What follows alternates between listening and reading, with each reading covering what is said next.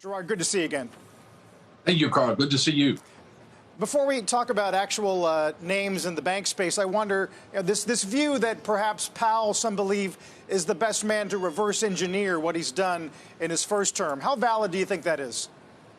I think there is some validity to it, Carl. We really didn't have many choices or names that were rumored to be choices for this position besides him and Brainard, and she is a little more dovish than Powell.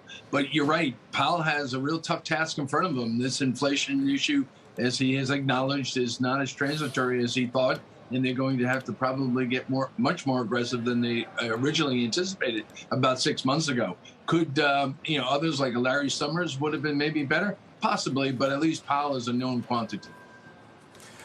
So I guess that takes us to net interest revenue, which takes us to your view, and correct me if I'm wrong, that you think the banks are poised for maybe the best year they've had since the financial crisis. Carl, you're right. I was just looking at some numbers a moment ago during the tightening of 2016 through 2018. And you might remember that's when the Fed obviously came off the zero-bound rates, and we went up to about a 2% Fed funds rate.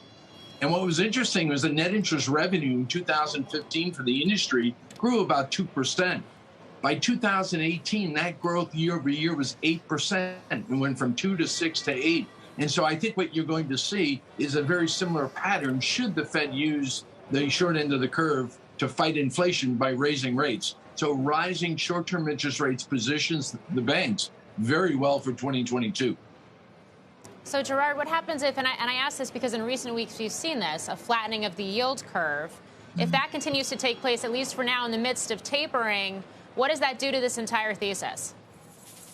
Morgan, a really good question, because if the yield curve steepens as they raise rates, that obviously is ideal.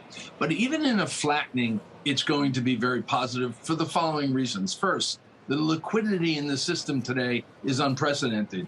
Because of the Fed's balance sheet now exceeding $8.5 trillion, they've pumped over $3.5 trillion of deposit liquidity into the banking system. And as that liquidity is repriced upwards, think about it for a moment, the banks are earning 15 basis points having their funds sit at the Fed. They start raising Fed fund rates up to 25, 50 basis points is an immediate increase because they'll move that money. Now, granted, if you have a lot of fixed rate product on your balance sheet, you're not going to really benefit from the rise in short rates. But the liquidity and the commercial loans price offer Fed funds, which for a regional bank that's anywhere from 40 to 50% of the portfolio, it's going to be very positive. So flattening in the curve won't really hurt that much, but a steepening would be better. I would agree with you, Morgan. What about the performance overall, Gerard, of the banks? I mean, I look at the biggest banks, other than Citi. They have all vastly outperformed the stock market, though many of them have been kind of flat, let's call it, through the summer, really. I mean, do you see a lot more outperformance as possible next year? And are current multiples sort of what you'd expect, or is there the possibility of expansion?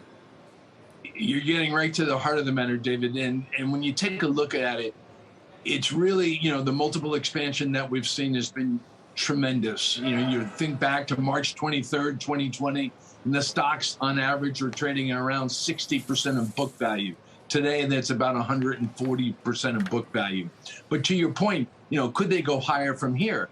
And it's really going to be driven by the expectation that the return on equity and the profitability of the group continues to improve, especially should we see higher rates, but also greater loan demand.